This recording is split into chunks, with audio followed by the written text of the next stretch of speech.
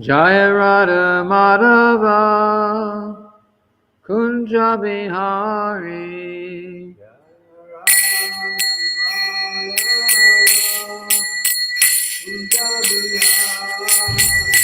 Jaya Radha Madhava Kunja Bihari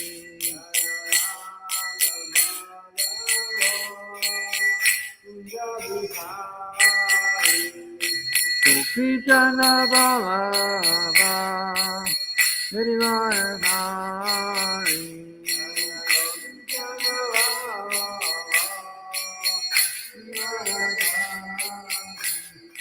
Gopi Jana Ballabha Girivaradhari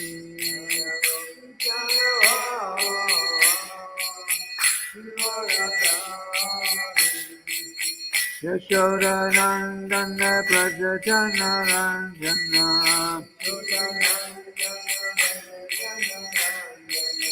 Yashoda Nandana Praja Jana Ranjana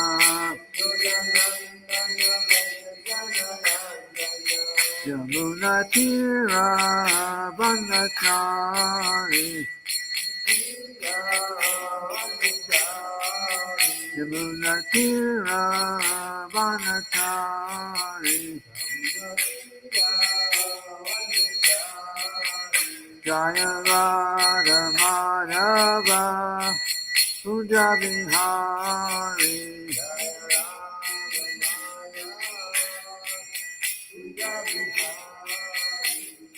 Gopi Jana Ballabha Girivaradhari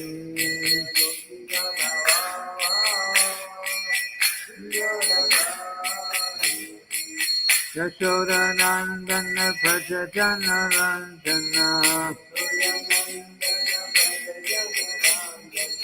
Yamuna Tira Vanachari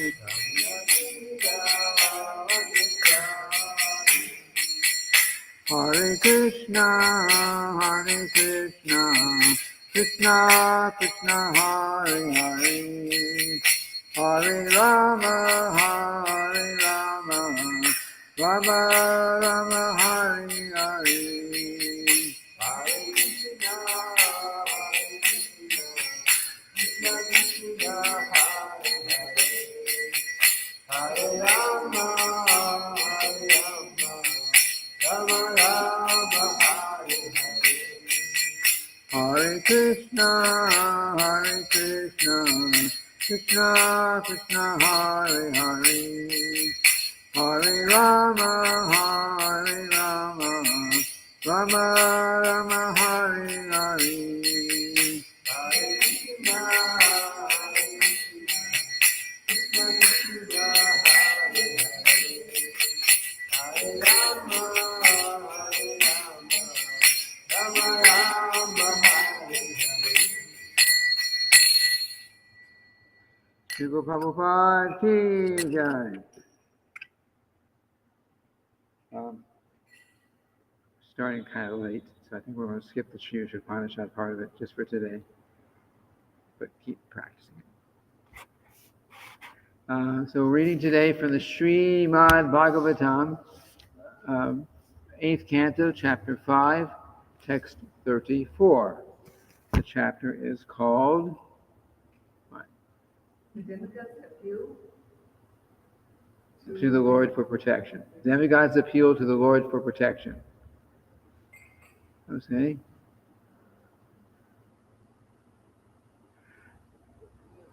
Somang mano yasya samam ananti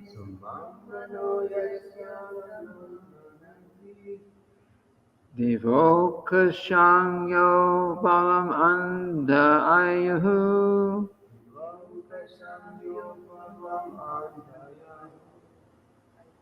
Ayuhu. Is it that the dot, the H with the dot under it, you on the second line, and on the fourth line, repeat it. You repeat that vowel again. So ayuhu. Isho naganam prajana prajanam prasidatang na samaha vibhuti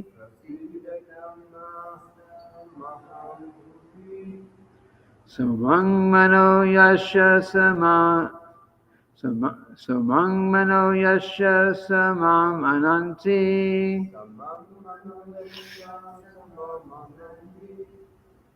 Devokashang yo balam anda ayu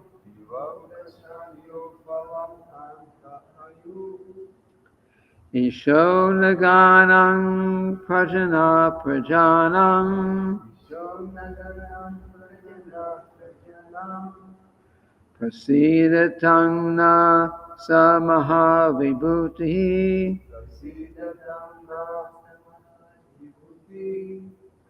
Sumang mano yasya sama mananti Devokashang yo balam anda ayu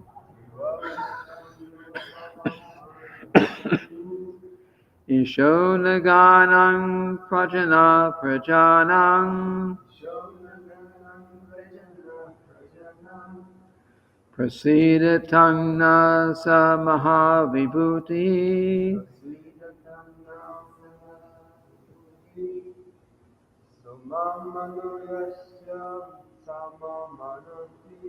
Sumang mano yasya saman mananti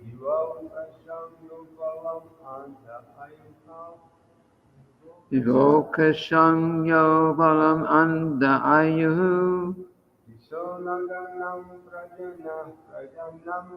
Isho naganam prajana prajanam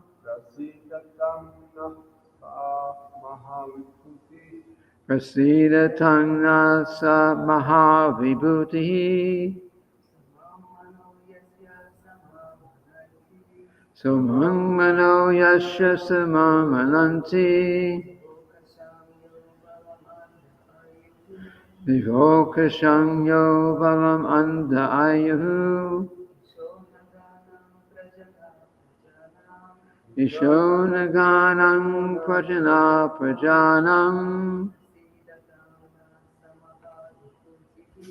Prasidatang na sa maha vibhuti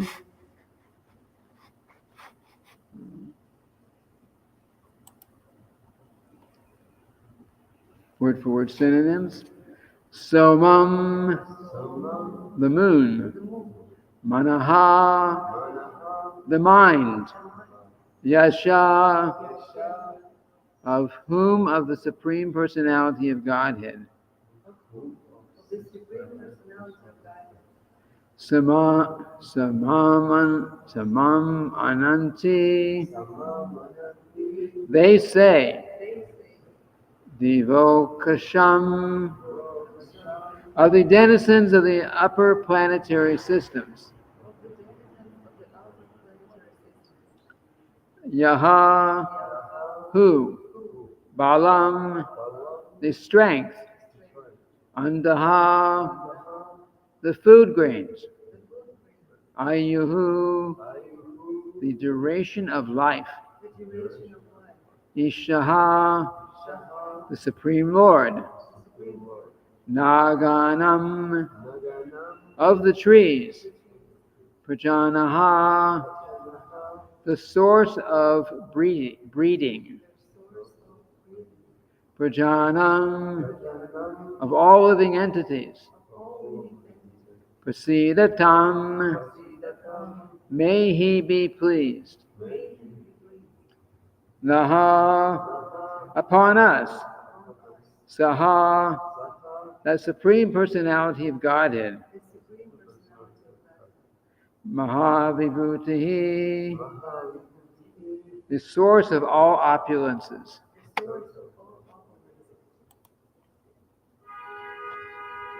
Translation. Soma, the moon, is the source of food grains, strength, and longevity. for all the demigods. He is also the master of all vegetation and the source of generation for all living entities. As stated by the learned scholars, the moon is the mind of the Supreme Personality of Godhead. May that Supreme Personality of Godhead, the source of all opulences, be pleased with us. Repeat after me. Soma, the moon, Soma, the moon, the source of food grains, is the source of food grains, strength and longevity strength and longevity for all the demigods. for all the demigods. He is also the master He is also the master of all vegetation of all vegetation and the source of generation and the source of generation for all living entities. for all living entities. As stated by learned scholars, As stated by learned scholars, the moon is the mind of the Supreme Personality of Godhead. the moon is the mind of the Supreme Personality of Godhead. May that Supreme Personality of Godhead, May that Supreme Personality of Godhead, the source of all opulences, the source of all opulences, be pleased with us. be pleased with us. An interesting translation. We will see what Srila Prabhupada says. I also learn from reading these things. It's a short purport, too. Srila Prabhupada's purport.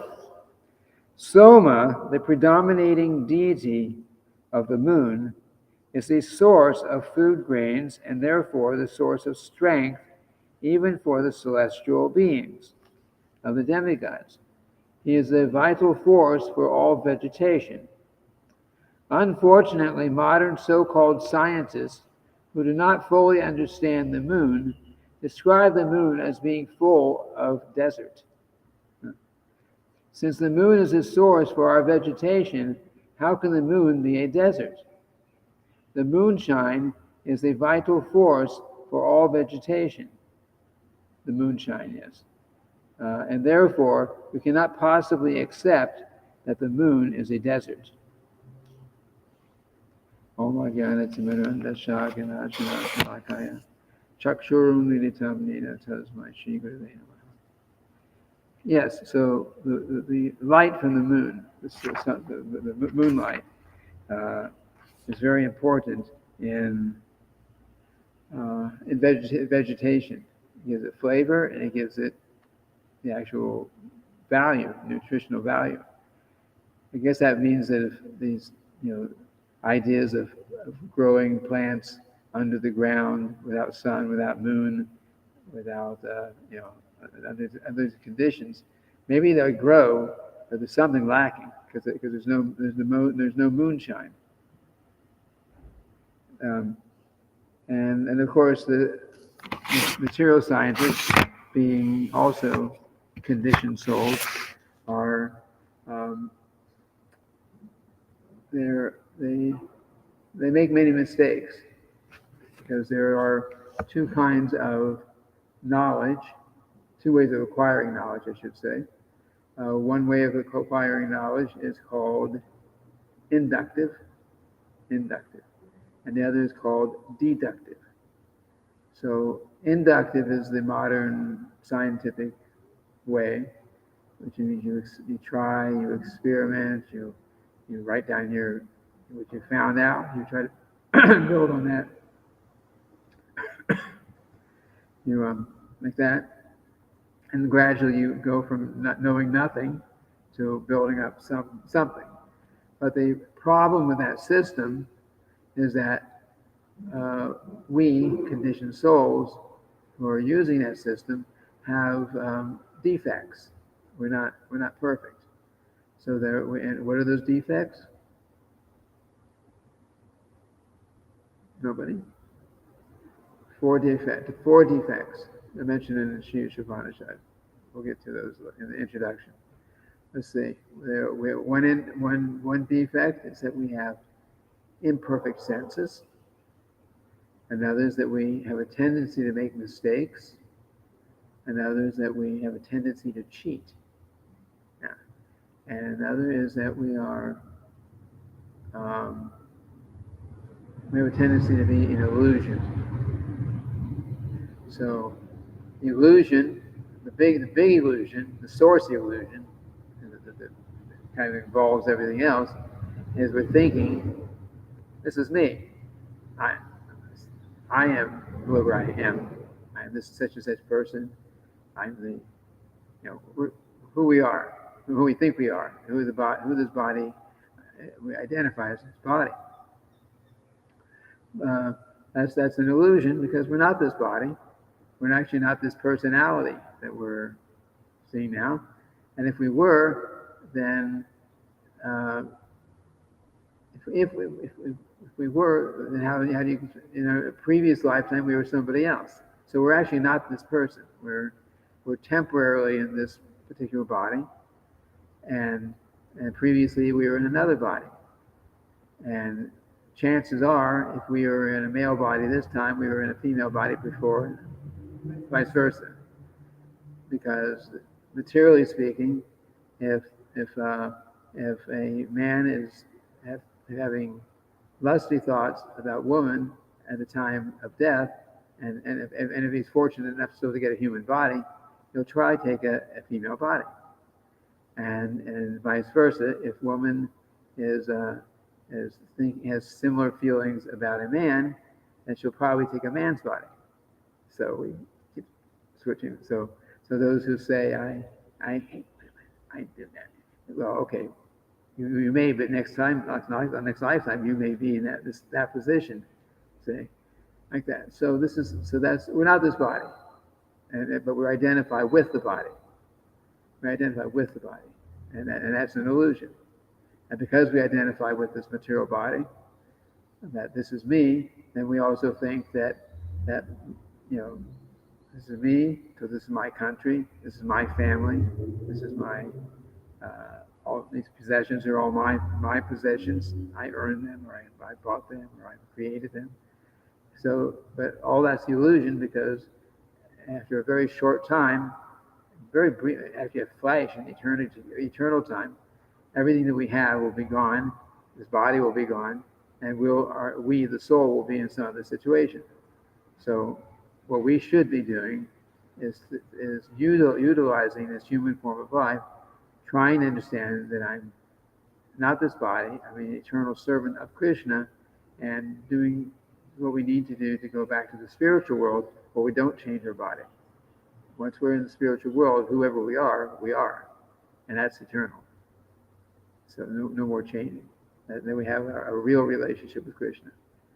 Anyway, we were talking about the four defects. So one illusion, that's the big illusion.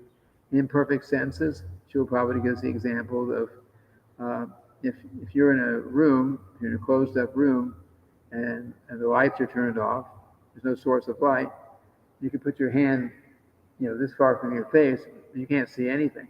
You assume it's there, you can feel it, but you can't see it without some source of light. So our senses are imperfect. And we have, what were the other ones? So we make, we all make, we say to err is human. Well, everyone makes mistakes. And tendency to cheat. Yes, we'll get to that one in a minute. But we all make mistakes, and that we already know. And then the tendency to cheat. So just like we were talking about in terms of material sciences. So if someone might be, someone may actually have some knowledge, but just like in the scientific field, there was a what was that in anthropology, I think. Anthropology, it's the study of bones and things like that. Dashi going to die, Shishi Radha Bhatri Hari Jagannath, Bauram, Lady Subhadru, and the Shikade, Prahlad Maharaj Ki Jai. So there was, many years ago, there was someone who became famous for a number of years for having discovered some bones of the became known as the Piltdown man, or something like that. man. And what it was supposed to be, because they were assuming Darwin's idea that we came from nothing, and there came from the monkey, and then like all this kind of thing. He had that idea, and so assuming, which is also a mistake. It's also wrong, based on that idea. So someone, there's always that big question: what is where's the link? Okay, the monkeys are still here, and people are here, and if we actually came from the monkeys, why are the monkeys still here? And where was that link in the fossil records like that went from monkey to the human being, or from maybe gorilla or some kind of a in that species. And no one's ever really found it, but someone supposedly had found some bones and a skull that showed like characteristics of both human and a monkey, and it's found in a place called Piltdown or something in Europe, I believe it is. So he became very famous for finding that missing link. But many years later, with other people checking things out and investigating further, and new scientific advancements, so they could see understand better about certain things, they realized that the whole thing was just he had actually taken the skull of or part of the skull of a human being they found somewhere, and the jawbone of a monkey, and put them together, and he did the whole thing. Yeah. So he cheated, but for many years, many decades at least, it was accepted that missing link had been found that supported Darwin's theory, and it still was called a theory, although it's taught like a fact, but it's actually they still refer to it as a theory, because in fact it is a theory, because what he taught was wrong. But anyway, these are so there's a tendency to cheat. There's a tendency to be an illusion. There's a tendency to we make mistakes, and there's a tendency we have imperfect senses. So with all these imperfections, how do we get on this? All these imperfections. So we're talking about the material scientist and the idea of what the moon is like. That was in the purport. So the material scientists they assume and they teach basically that the moon is just like a desert, a lot of craters there, and there's no life, or there maybe possibly underneath the ground there might be some signs of water, but they don't know like that. But there's a lot of speculation based on what they see, and if someone actually did figure it out in the scientific community and understand what is really going on, they probably would not tell anyone, because it would say that, hey, you scientists have been wrong for the last 100 years. Everything you've been teaching about the Earth and the solar system and the universe it's all wrong. It wouldn't look good. So the tendency is to hide things like that. But in reality, the moonshine says is a source of our vegetation. It's actually, obviously plants grow and on this earth, but the moon, the light from the moon, or the rays from the moon, actually give the vegetables flavor. They give flavor, and they give nutrition. They give the vegetables actually some actual value. They're not just something you can grow. They give you some actual value.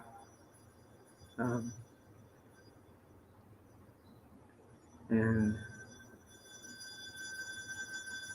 the material science and those who follow the material scientists don't, and of course, who don't accept the Vedic knowledge, cannot come to that proper conclusion, because they're trying to figure out with their imperfect brains and their imperfect senses and their tendency to cheat. They're trying to figure things out, and they will not be able to come to the right conclusion. But if we want, or we want, I hope I want, and I think we should all want to understand the truth. If we want to actually understand the truth about life, the truth about who we are, our real identity, the truth about the world, the universe, the solar system. Is there actually a purpose to life? People still ask these questions. Is there actually a purpose to life? Are we here, or we just kind of came about, and now we got to figure out what we want to do with this life? Yeah, there's a purpose to life. The purpose of life, especially human life, is to become Krishna conscious. That's the actual purpose. But if there's doubt, and people are still doubting, is there actually a purpose to life? Is there actually something that the purpose to life means there's someone higher than us who has a purpose for us being here. And then you have to believe in God. If you don't believe in God, then the purpose of life really has no meaning. But we can understand through Srimad Bhagavatam, Bhagavad Gita, through the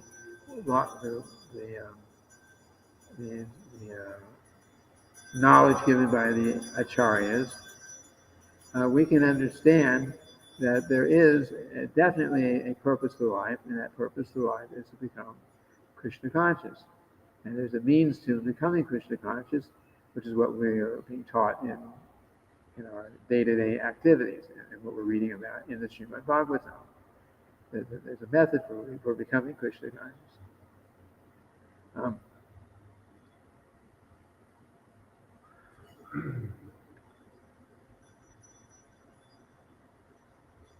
The moon, it says, is a source of food grains and therefore the source of strength, even for the celestial beings.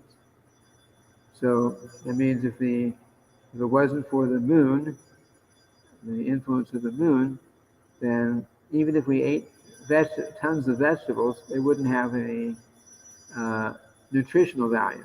They wouldn't give us any energy. And it'll probably get like that more and more as Kali Yuga goes on.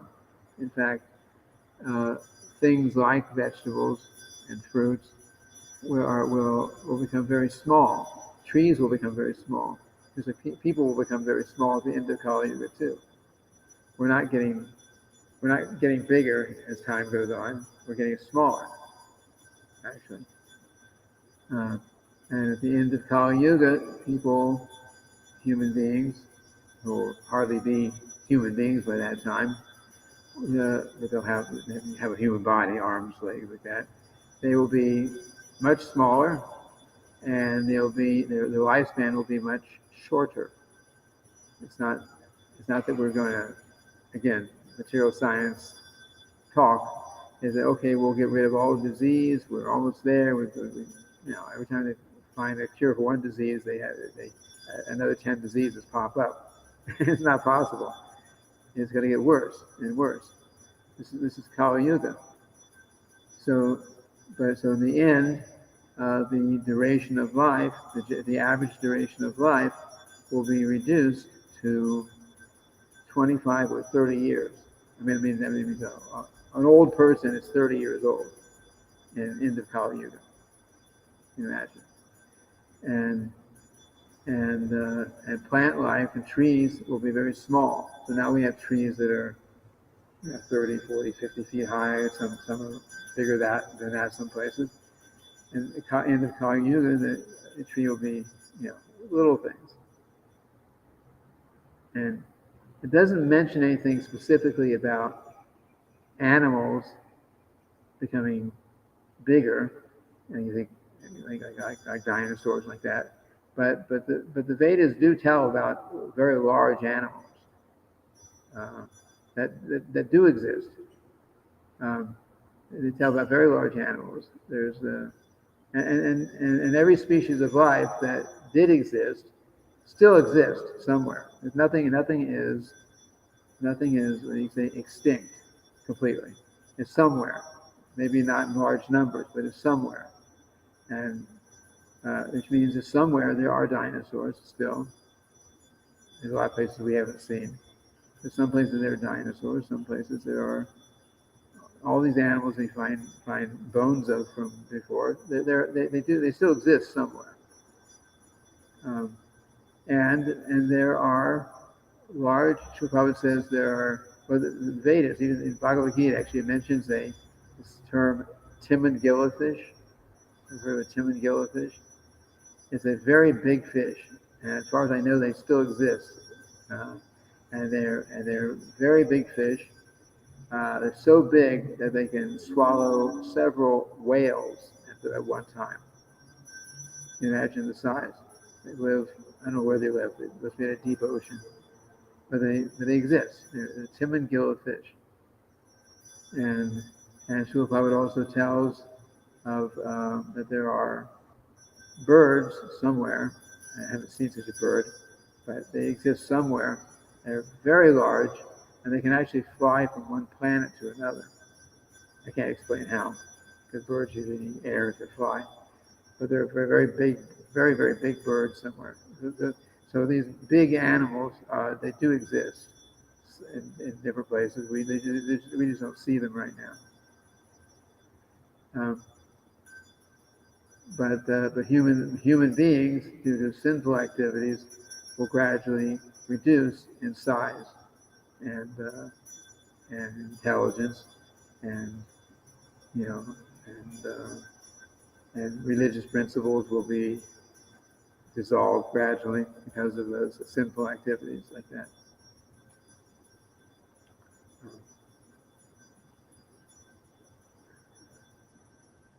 And we need to to protect ourselves from the influence of Kali Yuga.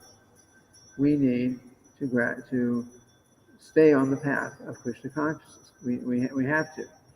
We follow the regular principles because Kali, personality of Kali that makes everything else degraded, cannot have any influence over us if we're following the regular principles and chanting Hare Krishna. We may feel the effects, but we don't have to become degraded. If we, you say, well, Kali Yuga is guaranteed to grow and expand and become really, really degraded. If it's going to happen anyway, why do we even try to protect ourselves? Why? But just like if it's raining, if you go outside and it's raining, what do? Unless you just like to walk in the rain, which some people do. But if it's raining, what do? You get out an umbrella and you try to protect yourself from the rain, so you don't get soaked and catch cold and get other things after that. So the same way, Kali Yuga is there, and that degradation is going on, and it will go on, and it'll get worse and worse. But we don't have to be degraded by it. How will we practice Krishna consciousness if we're also becoming completely degraded, like general society would become, like Kali Yuga? We can't. So our protection is we chant Hare Krishna. By chanting Hare Krishna, we get some taste, and it helps us between that and the knowledge we get from Srimad Bhagavatam, Bhagavad Gita. We helps us to live the way we're supposed to, following the regulative principles and so on. And by following those regular principles, Kali Yuga cannot come in. Because Kali can only come in where there's animal slaughter. Eating meat means animal slaughter, illicit sex, intoxication, and gambling, and greed, because all these other things will come about if you're become greedy. But if we follow these principles, then basically Kali cannot come in.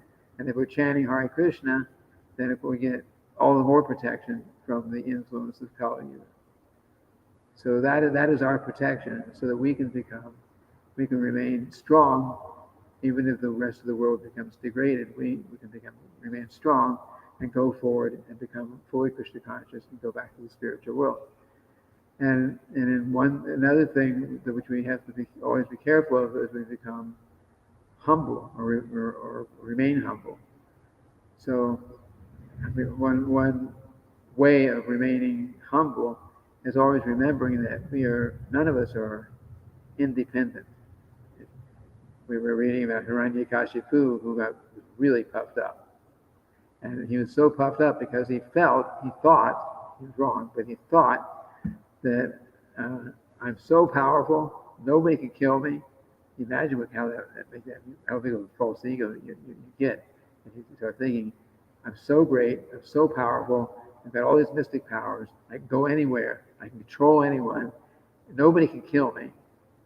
That means I gotta live forever. Wow, that'd be very big. Yeah, it'd be an illusion. But we don't want to fall in that kind of illusion, because Hiranyakashipu ended up getting killed by Lord Nrsimhadev. So we don't want to go that path. And even if a demon gets killed by Krishna or one of his incarnations, that demon actually emerges in the Brahmajyoti as a rule. So, but we don't want to merge in the Brahmajyoti either. How can you serve Krishna? How can he eat Mahaprasada milk sweets? Or do some gardening, or do some, you can't do anything in Brahmajyoti. You're just kind of like floating there, kind of blissed out, So you don't realize that you are the soul, you have desire you have desire to do things, but there's no body there. The soul is there. The soul is there. We the spirit soul are there, and we're completely realized that I'm not this body. I'm spirit soul, and so there's no fear or disturbance from birth, death, disease, old age, all the things that bother us now. And if right now, if we're completely free from any fear of birth, death, disease, and old age, and we're just feeling that bliss, we'd be feeling pretty good. But the problem, in Brahmajyoti, there's no activity either. You're just there. You're existing. You're eternal. You have everything, but you're not. But there's no activity. There's no devotional service. Is this really eternal, or also you spend just some period of time? Yeah, Brahmajyoti. If you are in the Brahmajyoti, it's not eternal. It's not eternal, and the reason it's not eternal is because you, the soul, have desire for activity, preferably a devotional service. The soul has to have some activity. The soul is naturally active all the time. So by your own intention, you can go back. You can leave Brahmajyoti and go back. Yeah, if you start desiring, really, I want some activity, you can't stay in Brahmajyoti. And what happens is you fall back into the material world, more or less in the mode of goodness at that point, because that's, Brahmajyoti is a kind of a transcendental place, but there's no activity. Is that what Buddhist monks are trying to achieve? Theirs is actually voidism. There's just nothing. There's no existence practically. It's just void. There's nothing at all. It's a similar idea, but it's not exactly. Not even Brahmajyoti? No. It doesn't make any. I don't understand this way, because it progressed, but who is progressing? Because there's also no understanding of the soul. You just, when you perfect your life in that path, then you just kind of cease to exist.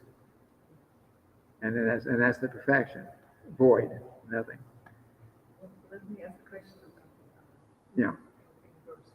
So just the mind. Speaking to the microphone. There's no way, otherwise nobody here.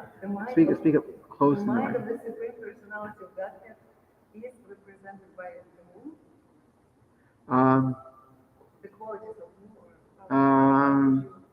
If I didn't explain it more in the purport, so I can only. I'll say a guess. I'm not exactly sure how it's meant there, but there is a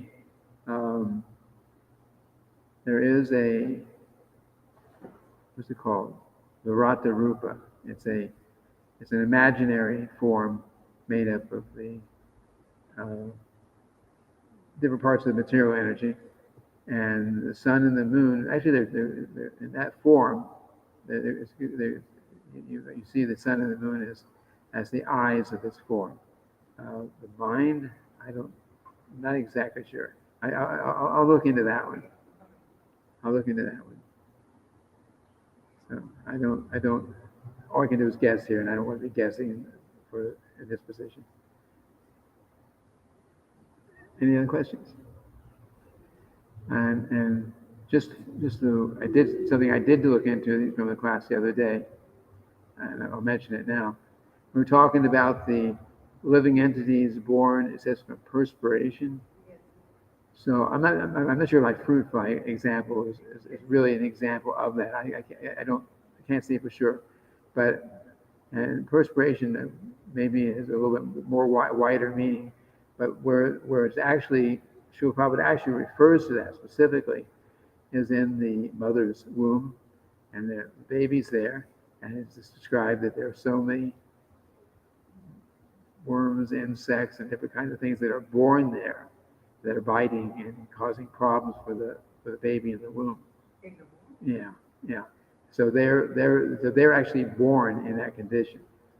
And Srila Prabhupada says that so you say, well, who is the mother? And he says that actually says for the materials that are in there are actually the mother, and God is the Father. And he said it like that. So of course Krishna says, "I am the seed-giving Father of all living entities."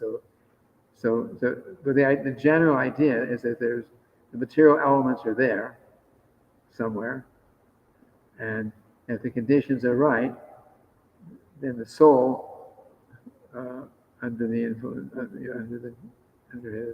influences, there's karma and so on, and his subtle body that he has developed, a body will form around that soul. Same idea as the body forming around us, the soul, in the mother's womb, in the human body, or the body forming around the soul going into a seed and coming out as a plant, like that. Same principle. Anyway, these things are, we try to understand these things in terms of modern science as you can. It's a little hard, but it's the Srila Prabhupada describes like that. Nothing comes from nothing, and life does not come from nothing. So in that case, he says the perspiration or the bodily fluids like that is the mother, and the Father is God, because he puts the soul into that condition. And you can imagine, which means the soul, means that those things, those worms and bugs, those whatever form they are, that are biting. It says they're actually biting the child in the womb and causing. As she says, they're biting, they're causing pain, they're causing itching, and the child in the womb can't move really. So he starts experiencing it, but he can't. We get an itch, we scratch, and he get a relief. Child in the womb cannot do anything like that. They cannot relieve themselves. So it's a very suffering condition. Anyway, these are these things are all in the it's all in the Srimad Bhagavatam. So that means if for devotee parents, I mean, other outside of devotees, nobody would know these things. But for those who are devotees who are having children, then the children, the mood is okay. It's a difficult condition for sure. So you do certain things. The mother does certain things like don't eat spicy foods because that will also burn the child in the womb. Um, Spicy, pungent, those kind of things are not. Mother doesn't eat. Mother has to make sure she's in good, a safe and comfortable position as far as possible because that for the welfare of the child is inside, and the mother can,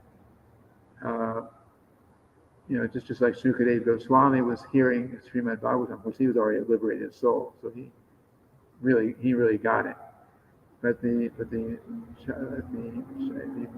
a human mother, devotee mother, can read out loud these books, chant Hare Krishna, of course, out loud, and the child, whether he's fully aware of it in the beginning or not, he's hearing this transcendental sound vibration, and will be benefited by that.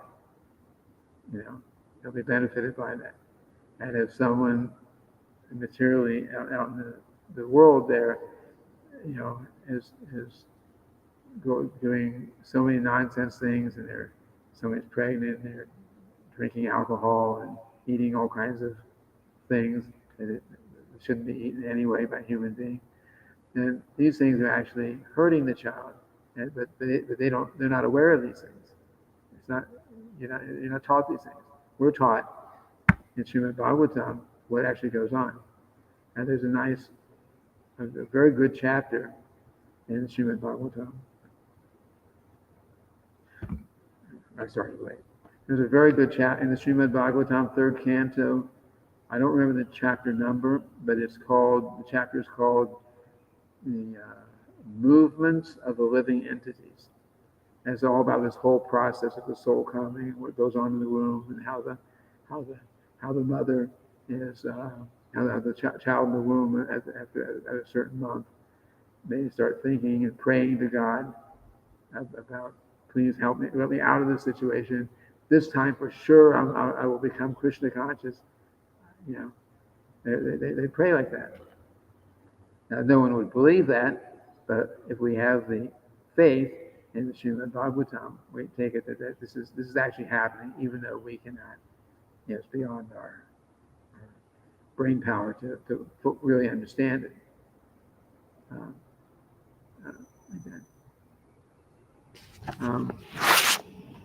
Check real quick to see if anyone left a question or anything. No one left anything here today. Not even a comment. So, any other questions? Well, the only thing is why sometimes there's the Soma and sometimes Canto. Canto is just the name of the demigod.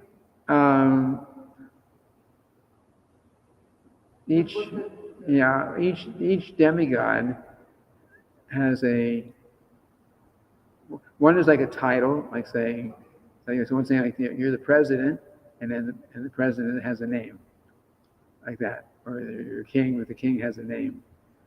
So between Chandra and Soma, I'm not sure which is the title and which is the name, but each demigod has a name. Lord Brahma, that's certainly a title that everyone knows him by, but Lord Brahma actually has a name, which I can't tell you what it is because I don't know. So that's what it is. There's a title for the position, and then that individual also has a name for those who are more intimate. For the people in general, they know by the title. Okay. So we'll end here for today. Tomorrow's Srila Prabhupada Nectar Day, I guess, right? Tomorrow's Friday. Right. Okay. So tomorrow we read Srila Prabhupada Nectar.